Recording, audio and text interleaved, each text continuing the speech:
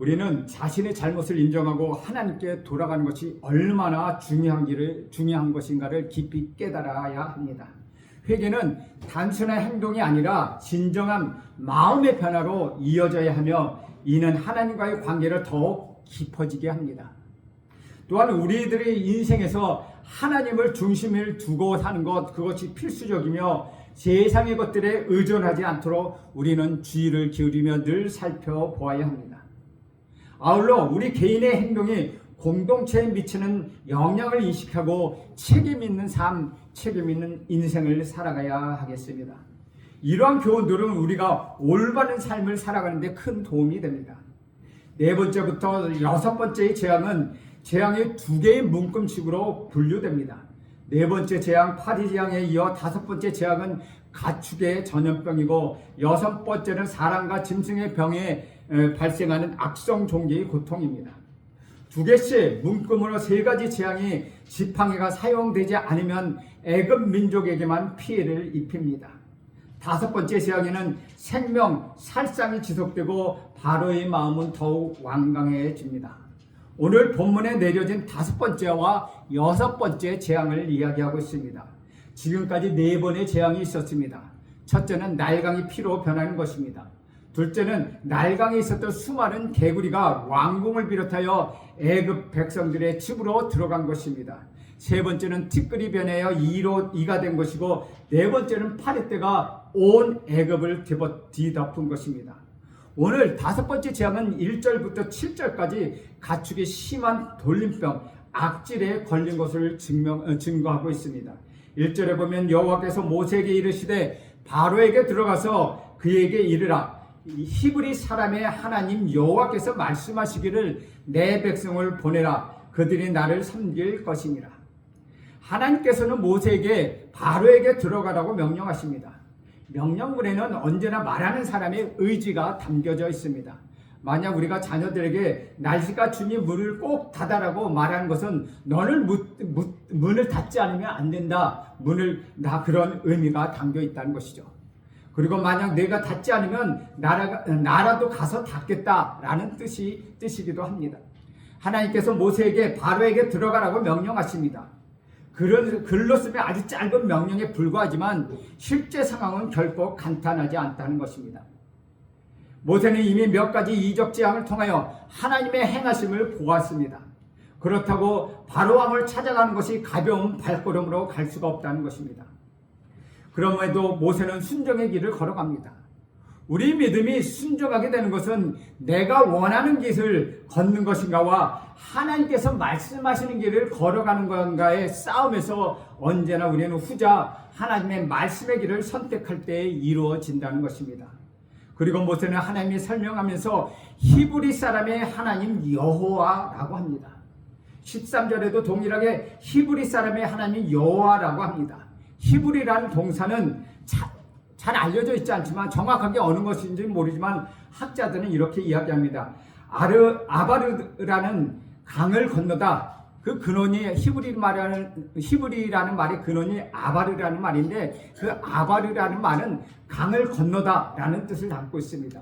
히브리 사람이라고 처음 불렸던 사람은 아브라함입니다. 아브라함이 하란에서 하나님의 부르심을 받고 가나안으로 오게 되는데 그 가나안에서 아브라함을 히브리 사람의 아브라함이라고 불렀습니다.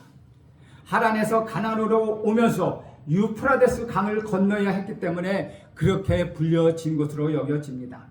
지금은 그런 호칭을 잘 쓰지 않지만 제가 어렸을 때 동네에 부인들을 부를 때 그 사람의 이름을 부르지 않고 그분이 어디 출신이냐에 따라서 전주댁이니 김천댁이니 부산댁이니 불렀던 것으로 들립니다.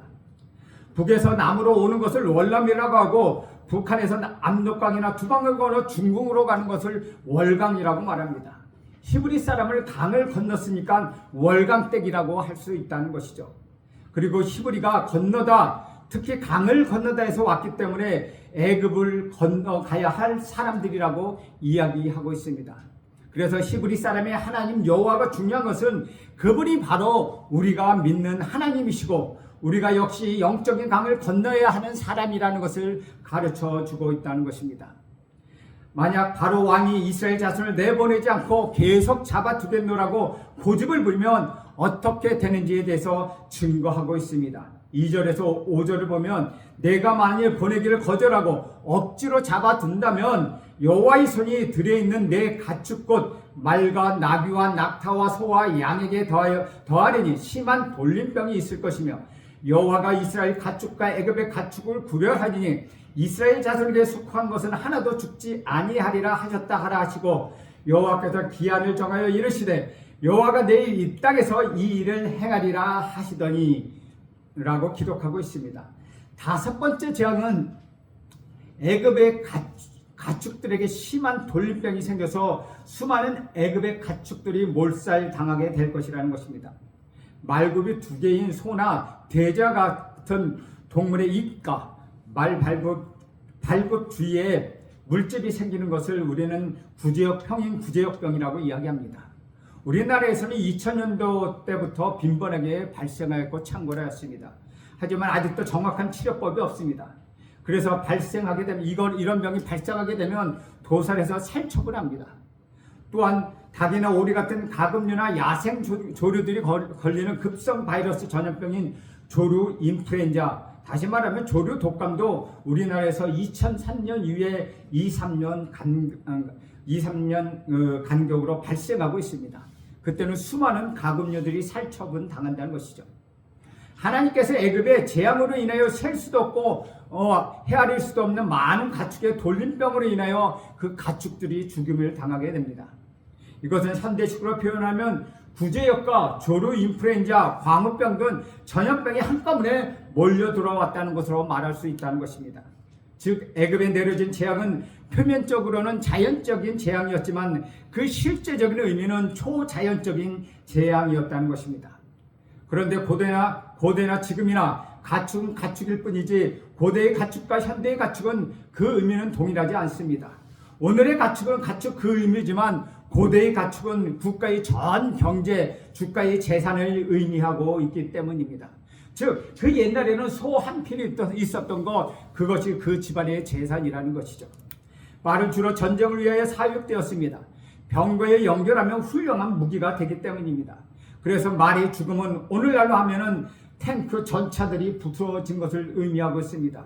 즉, 말들의 죽음은 국방력의 약화로 이어지게 됩니다. 나귀는 오늘날로 하여금 수명차와 같은 개념입니다. 그래서 나귀의 죽음은 자동차 산업이 완전히 무너진 것을 말하고 있습니다. 또한 낙타는 물건을 이동하는 데 중요한 수단입니다.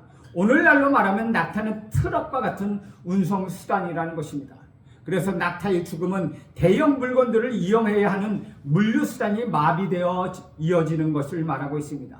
그리고 소는 농사를 짓는데 필수적이었습니다. 그래서 소는 오늘날로 하여금 경운기 트랙터와 같은 역할을 했던 것입니다. 그래서 소의 죽음은 농사에 치명적인 영향을 미치게 됩니다. 마지막으로 양의 죽음은 섬유 산업과 육류 산업에 치명적인 재앙을 갖고 왔다는 것입니다.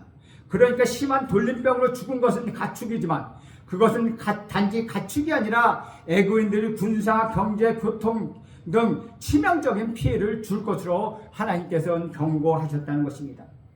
네 번째 재앙인 파리 때의 급습으로 애굽 온 땅이 피폐해졌음에도 바로의 고집은 꺾이지 않았습니다. 우리 하나님 여호와께서 모세에게 다섯 번째 재앙을 일으키도록 지시합니다. 그는 바로를 찾아가 예배를 위하여 광야의 여행을 허락해 줄 것을 촉구합니다. 이것이 몇 번째 부탁입니까? 다시 하나님의 경고가 전달됩니다. 바로가 이스라엘 백성을 강제로 억류하면 더욱 무서운 재앙이 임할 것이라는 것입니다. 그것은 가축의 전염병으로 인한 몰살입니다. 다섯 번째 재앙은 애굽 민족에게만 발생하여 그들의 가축을 대량으로 피해를 입히고 고센 지역에 사는 이스라엘 땅은 평온했다는 것입니다. 애굽에서 사육하는 가축에는 말, 나귀, 낙타, 소, 양, 염소 등이 있었습니다. 애굽과 가나안과 메소포타미아 지역에서 기르던 짐승들이었습니다. 말, 나귀, 낙타는 일꾼의 짐승으로 소, 양, 염소는 시형의 짐승으로 키워졌습니다. 나귀는 가장 고대부터 근대 지역의 대표적인 수송용 가축이었습니다. 말은 메소포타미아에서 유입되었습니다. 애굽은 최대의 말 사육의 국가로서 주변 여러 나라에 그 말을 수출하였습니다. 낙타는 논란이 되는 가축입니다. 일각의 학자들은 낙타가 메소포타미아 지역에서 예수님이 오시던 12세기적 즉 1200년 전에 사육하였거나 사용한 흔적이 발견되지 않는다고 주장합니다. 애굽에서는 그보다 후대인 주전, 즉 예수님이 오시기 전 600년 전에 낙타에 대한 기록이 나타날 뿐이라는 것입니다. 따라서 이것을 포함한 모세오경의 낙타의 언급은 시대착오적이며 후대의 기록이나 편집의 결과라고 말하는 사람들도 있습니다. 그러나 카스토라고 하는 사람은 이미 모세 시대의 낙타가 애굽에서 사육되었다는 증거를 제시하고 주장하고 있습니다. 다른 증거 자료에는 여전히 낙타가 모세 시대에 이미 존재하고 있었다고 나타내고 있으며, 최근에 발견된 낙타떼를 그린 여러 암각화는 모세 이전의 시대부터 그것이 있었던 것으로 추정됩니다. 따라서 가축의 전염병은 이스라엘 제외한 전국적인 재앙이 되었습니다. 구약에서 전염병은 대표적인 하나님의 심판 중에 하나였습니다. 여호와께서 다시 재앙이 발생할 시점을 지정하십니다. 바로 내일, 즉 내일 이맘때에 재앙이 임할 것이라고 말합니다. 가축이 떼죽음 또한 애굽 신들의 심판으로 해석될 여지가 있다는 것이죠. 아피스는 황소를 상징하는 신입니다. 즉 황소를 숭배하여 만든 우상이 이집트의 아피스라는 신입니다. 전염병으로 인하여 모든 소가 무력하게 거꾸러졌습니다. 이것은 이러한 경고는 처음으로 나온 것이 아닙니다. 앞에 네 번째 재앙이 이미 있었습니다. 그렇다면 이제는 바로 왕이 하나님 앞에 무릎을 꿇고 석고대죄라도 해야 할 것 같지 않습니까? 그러나 그는 그렇게 하지 않습니다. 6절과 7절을 보면 이렇게 기록합니다. 이튿날에 여호와께서 이 일을 행하시니 애굽의 모든 가축은 죽었으나 이스라엘 자손의 가축은 하나도 죽지 아니한지라. 바로가 사람을 보내어 본즉 이스라엘 가축은 하나도 죽지 아니하였더라. 그러나 바로의 마음이 완강하여 백성을 보내지 아니하니라. 모든 것이 하나님이 말씀하신 그대로 되었습니다. 이 두 구절이 대조를 되는 말은 모든과 하나도라는 뜻입니다. 모든과 하나도라는 것이 서로 대조가 있습니다. 애굽 사람의 가축과 이스라엘 자손의 가축이 서로 대조되고 있습니다. 모두 죽었으면 우연한 일이지만 질병 때문이라고 우기라고 그렇게 우길 수도 있지만 그렇게 할 수가 없었다는 것입니다. 이런 결과가 나타나는 것은 하나님께서 애굽 사람의 가축과 이스라엘 자손의 가축을 구별하여 주셨기 때문이라는 것입니다. 하나님께서 금을 그어 주시니까 그 결과가 정반대로 나타났습니다. 우리 인생과 우리 가정에 오늘까지 올 수 있었음은 하나님께서 금을 그어서 구별하여 주신 결과입니다. 그것을 인정하면 할수록 우리는 눈을 들어 더욱 하나님을 바라보게 될 것입니다. 바로 왕은 모든과 하나도의 차이를 명확하게 보고서도 자신의 마음을 완악하게 하였습니다. 이전까지는 죽음을 일으키지도 않고 물, 개구리, 흙, 곤충과 같은 피조물을 이용하여 고통을 주었는데 이제는 죽음을 일으킵니다. 애굽의 모든 가축이 죽었습니다. 모든 가축은 확실히 많은 가축의 죽음에 대한 과장법입니다. 아직 많은 짐승이 여전히 살아남아 나중에 7번째 우박재앙과 10번째 첫 태생의 죽음의 심판으로 또다시 대량 몰살이 되기 때문입니다. 4절에는 하나도 죽지 않았다는 히브리어는 특이하게 아무것도라고 해석되는 다바르라는 말이 사용됩니다. 이 다바르라는 하나님이 말씀하시다 할 때 말씀이라는 뜻과 같다는 것이죠. 또 동시에 일, 사건을 가리키기도 한다는 것입니다. 사물을 가리키는 경우는 매우 드뭅니다. 더구나 여기서 가축을 이 한 단어로 표현하는데 이것은 분명 전염병을 뜻하는 테베르와 의도적으로 말놀이를 한 것입니다. 다바르 테베르 비슷하기 때문에 그렇게 사용했다는 것입니다. 6절과 7절에는 하나도 죽지 않았다는 동일한 표현을 위해 통상적인 방식대로 하나를 뜻하는 에하르라는 단어를 사용하고 있습니다. 가축의 전염병은 전국적으로 돌며 수많은 가축이 쓰러지자 바로는 사람을 보내어 그 피해 상황을 조사하게끔 하였습니다. 충격적이게도 애굽 사람들의 가축만 몰살당하였고 이스라엘 백성들의 가축은 아무런 피해가 없었습니다. 하나도 죽지 않았다는 히브리어는 6절보다도 한층 더 강화된 표현 아드 에하르라고 합니다. 즉 다시 말하면 6절에는 단순 에하드라고 사용하는데 여기에서는 그 앞에 아드라는 붙여서 하나조차도 단 하나도 라는 뜻을 강조하고 있다는 것이죠. 애굽의 피해 상황과 이스라엘 피해 상황이 뒤로 갈수록 더욱더 극명하게 대조되고 있다는 것입니다. 이스라엘 백성의 가축의 보존은 아무것도 하나도 단 하나도 라고 점차 강조하고 있습니다. 그러나 바로는 놀랍게도 이렇듯 분명한 선택적 재앙을 직접 눈으로 확인했음에도 불구하고 그의 고집을 꺾지 않습니다. 여섯 번째 재앙은 8절부터 12절까지 말씀하고 있습니다. 악성 종기, 독종의 재앙에 대하여 증거합니다. 8절과 9절을 봅니다. 8절에 보면 여호와께서 모세와 아론에게 이르시되 너희는 화독에 제 두 웅큼을 가지고 모세가 바로의 목전에서 하늘을 향하여 날리라. 그 재가 애굽 온 땅에 티끌이 되어 애굽 온 땅의 사람과 짐승에게 붙어서 악성 종기가 생기리라. 하나님께서 모세와 아론에게 화독에 있는 재를 두 손에 가득 움켜쥐고 그것을 바로 왕 앞에서 공중에 뿌리라고 말씀하십니다. 그렇게 했더니 그것이 악성 종기가 되었다는 것입니다. 오늘 본문의 화독은 벽돌을 굽는 아궁이를 가리키고 있습니다. 이 화독은 이스라엘 백성에게는 가장 중요한, 아주 굉장히 중요한 의미를 담고 있습니다. 화독은 이스라엘 자손이 노예로 살던 장소였습니다. 화독에서 그들은 벽돌을 구웠기 때문입니다. 그래서 화독은 이스라엘 자손의 고통과 압제당함을 상징하는 것과 같다는 것입니다. 물론 하나님께서는 이 화독에 죄가 없어도 애굽에 악성 종기가 생기게 하실 수 있었습니다. 애굽을 심판하실 수 있는 분, 그분이 우리 하나님이십니다. 그럼에도 불구하고 화독의 죄를 날리게 하심으로 인하여 악성 종기가 생기게 하신 것은 하나님께서 이스라엘 자손이 겪은 고난과 짓눌림, 노예 생활을 결코 모르지 않으신다는 것을 나타내고 있습니다.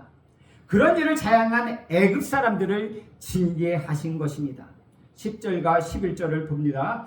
그들이 화독의 재를 가지고 모세 앞에 서서 모세가 하늘을 향하여 날리니 사람과 짐승에게 붙어 악성 종기가 생기고 요술사들도 악성 종기로 말미암아 모세 앞에 서지 못하니 악성 종기가 요술사들로부터 애굽 모든 사람에게 생겼습니다. 모세가 화독의 재를 하늘 향하여 뿌렸더니 그것이 애굽 사람과 애굽 사람들의 짐승에게 악성 종기가 생기게 했다는 것입니다. 다섯 번째 재앙은 심한 돌림병으로 짐승에 대한 재앙이었지만 악성 종기는 짐승은 물론이요 사람에게 대한 재앙이었다는 것입니다. 이 화독은 벽돌을 굽는 가마였습니다. 그리고 재는 검댕으로 추동됩니다. 많은 벽돌을 장작을 불 때 가마를 굽기 때문에 그 가마 내부에는 검은 그름이 가득 차 있었습니다. 모세와 아론은 두 손에다가 이 그름을 담아 취하여서 명령하신 대로 뿌렸습니다. 그런데 뿌리는데 모세 혼자 뿌렸다고 언급하고 있습니다. 아마 모세와 아론이 둘 다 벽돌가마에 가서 두 손으로 검은 그름을 긁은 뒤 그릇에 담았을 것입니다. 그들은 다시 궁중으로 갔으며 모세 앞에서 바로 모세가 그의 그릇에 담긴 검은 그름을 하늘을 향하여 던져 뿌렸습니다. 검은 그름 공중에 뿌려 먼지가 되어서 사방의 땅으로 흩어졌습니다. 흩어진 검은 그 그름은 사람과 짐승에게 달라붙자 몸에는 악성 종기가 발생했다는 것입니다. 종기는 구약성에서 자주 하나님의 심판으로 발생하는 이 질병의 하나입니다. 특별히 이것은 뇌기의 나병 환자의 규례에서 나병으로 악화될 수 있는 심각한 종기였습니다. 재앙의 강도가 강하면 강해질수록 증거는 마법사를 통하여 확인됩니다. 애굽의 요술사들은 처음과 두 번의 재앙을 모방하여 제주를 부렸습니다. 그런데 세 번째부터는 한계를 버리며 사실상 그는 패배를 자인했습니다. 그때 현재 여섯 번째 재앙에서 이제 요술사들도 재앙의 표적이 되어서 애굽의 온 백성과 함께 고통을 받게 되었습니다. 그들과 그들의 신의 무력함이 더욱 적나라하게 드러났습니다. 하나님의 능력이 확인된 것입니다. 독종과 재앙 또한 많은 학자들이 질병을 다스리는 세크멘트라는 신을 심판한 것입니다. 그들은 질병을 다스리는 신을 세크멘트라고 해서 그 신을 숭방하고 있었습니다. 이 독정들은 요술사로부터의 그 모든 사람에게, 즉 애굽 적 국민에게 임했던 것으로 보이며 아마도 바로도 예외는 아니었습니다. 이 악성종은 후에 애굽의 종교로 이스라엘 자손에게 고유명사처럼 알려진 그런 질병이 되었습니다. 그리고 이 6번째 악성종기의 재앙은 최초로 사람이 생명까지 위협하는 재앙이었습니다. 12절을 봅니다. 12절에 그러나 여호와께서 바로의 마음을 완악하게 하셨으므로 그들의 말을 듣지 아니하였으니 여호와께서 모세에게 말씀하신과 같더라. 그럼에도 불구하고 바로는 여전하게 그의 마음을 굽히지 않았습니다. 그의 완고한 마음은 꺾이지 않았습니다. 모세와 아론의 요청을 거부했습니다. 여러 재앙을 예고했고 바로가 그의 말을 듣지 않은 것은 여호와께서 바로의 마음을 완악하게 하셨기 때문이라고 성경은 기록합니다. 이런 표현이 출애굽기에만 20번 정도 나옵니다. 이것은 하나님께서 바로의 마음을 완악하게 조작하셨다는 의미가 아닙니다. 그가 완악한 마음을 품고 악을 행하려고 할 때 돌이키게 하지 아니하시고 그대로 내버려 두셨다는 것입니다. 즉 바로가 마음을 완악하게 하고 완강하게 하도록 그대로 내버려 두셨다는 것이죠. 그래서 하나님의 징계 중에 최고의 징계는 신학적 용어로서 버려두심, 즉 유기라고 말하고 있습니다. 지금 상태는 하나님께서 바로를 유기해 두신 것입니다. 버려두셨다는 것입니다.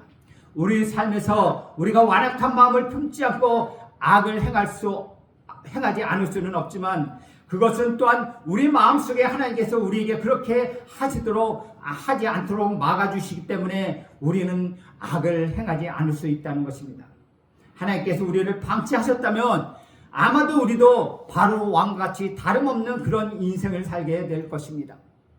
사랑하는 여러분, 오늘 우리는 애굽에서 10가지 재앙 중에 5번째 재앙 심한 돌림병과 6번째 재앙인 악성종기에 대하여 나누었습니다. 그런데 본문의 내용까지 왜 애굽에 6가지 재앙이 있게 되었습니까? 또한 앞으로 4가지 재앙은 왜 더 있어야 하는 것입니까? 그것은 바로 왕 때문이었다는 것입니다. 그가 마음을 완악하게 가졌기 때문에 일어난 일이었습니다. 그렇게 본다면 애굽의 최고의 재앙은 바로 그 바로 왕이었다는 것입니다. 바로 왕은 모세와 아론이 그렇게 하나님 뜻을 말해도 눈을 들어 하나님을 바라보지 않았습니다. 그래서 그의 마음은 점점점 완악해져 갔습니다. 베드로가 새벽에 울던 닭 울음소리를 통하여서 우리 예수님의 말씀을 기억했을 때 그의 인생은 새로워졌습니다. 비로소 주님을 온전히 바라보게 된 것입니다. 바로가 모세와 아론의 말을 통하여 하나님께 시선을 고정했더라면 애굽에는 더 이상 재앙이 없었을 것입니다. 이는 이스라엘 자손을 해방하게 해준 하나님의 통로로 그를 기억하게 될 것입니다. 그런데 그는 그렇게 하지 아니하고 마음을 완강하게 하였다는 것입니다. 주 안에서 사랑하는 여러분, 오늘 하루 여러분의 삶에서 눈을 들어 하나님을 바라보십시오. 우리 주님의 말씀을 기억하고 순종하기 위하여 눈을 들어 하나님을 바라보십시오. 그러는 하나님께서 여러분의 마음을 변화시키실 것입니다. 여러분은 그러한 하나님임을 다시금 다시 깨닫게 될 것입니다. 바로처럼 완강한 마음을 가졌던 저와 여러분은 하나님 앞에 겸손히 나가게 될 것입니다. 하나님께서는 여러분의 순종을 원하십니다. 여러분이 하나님의 뜻에 따라 살아갈 때 진정한 평화와 자유를 경험하게 될 것입니다. 여러분의 인생에 어떤 재앙이 임한다 하더라도 하나님께 회개하고 돌아오는 길을 선택하십시오. 하나님께서 항상 여러분을 기다리고 계시다는 것입니다. 그분의 사랑과 그분의 은혜로 여러분을 회복시킬 것입니다. 사랑하는 여러분, 우리가 예배를 드리는 태도는 이 예배를 드리고 있는 것 하나님이 얼마나 기뻐하시겠습니까? 그러나 여기 앉아있는 것만으로 만족하지 마십시오. 이 예배당을 떠나서 여러분이 인생의 삶의 예배를 드리는 것이 그것이 더 중요하다는 것입니다. 하나님 앞에서 즉 코람되의 신앙을 가지고 주님과 항상 동행하는 신앙으로 살아갈 때 여러분을 눈동자같이 지켜주시겠다고 우리 하나님은 약속하셨습니다. 사랑하는 여러분, 생명은 우리 주님께 있습니다. 죽음은 사탄에게 있습니다. 어떤 길을 택할지라도 그것은 너무나도 자명하다는 것입니다. 그러나 우리는 너무나 쉽게 너무나도 단순하게 사탄의 유혹에 넘어간다는 것입니다. 우리는 정신을 차려야 합니다. 우리는 하나님을 바라보아야 합니다. 우리는 하나님께 나가야 합니다. 우리는 깨어서 기도해야 합니다. 그래서 정신 차리고 깨어서 이 한 주간을 열심히 살아가는 저와 여러분 되기를 간절히 바랍니다. 기도하겠습니다. 하나님, 오늘도 하나님께서 말씀하시기를 애굽에 내렸던 5번째와 6번째 대항하여 살펴보았습니다. 바로 왕의 완악한 모습을 통하여 우리 모습을 보게 해주시니 감사합니다. 바로 왕의 자신이 잡은 것을 놓고 눈을 들어 하나님을 바라보아야 함에도 불구하고 그것을 내려놓지 못하고 아둥바둥 살아가는 것처럼 우리도 우리가 잡은 것을 내려놓지 못하고 살고 있는지 다시 한번 살펴보게 하옵소서. 우리 모두가 영원한 것을 찾게 하옵소서. 세상을 놓고 하나님 나라를 찾게 하옵소서. 세속적인 가치관을 바라보지 않게 하옵소서. 우리 눈을 들어 하나님을 바라보게 하여 주옵소서. 그리하여 오늘 하루도 하나님의 자녀다는 삶을 살게 하여 주옵소서. 예수님의 이름으로 기도합니다. 아멘.